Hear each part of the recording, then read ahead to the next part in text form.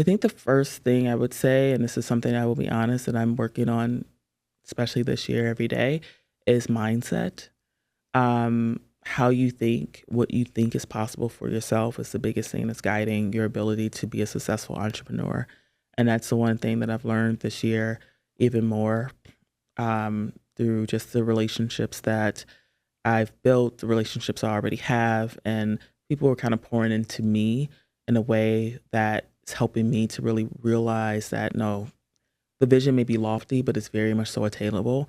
And it's all boils down to your ability to just take these moments of doubt and minimize them to the point where you can get to that first step, right?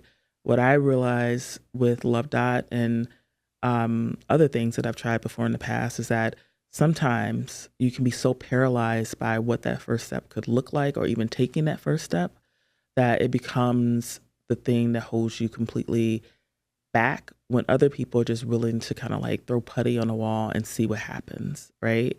Um, I think we all know the people who are the most successful in the world sometimes aren't always the smartest or the first to market.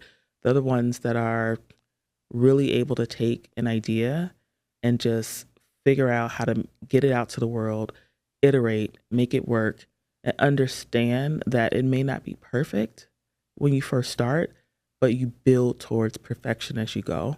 But the key is to just start and not starting with where you want to be in 5 years, but what's the first thing that you can do to get started today?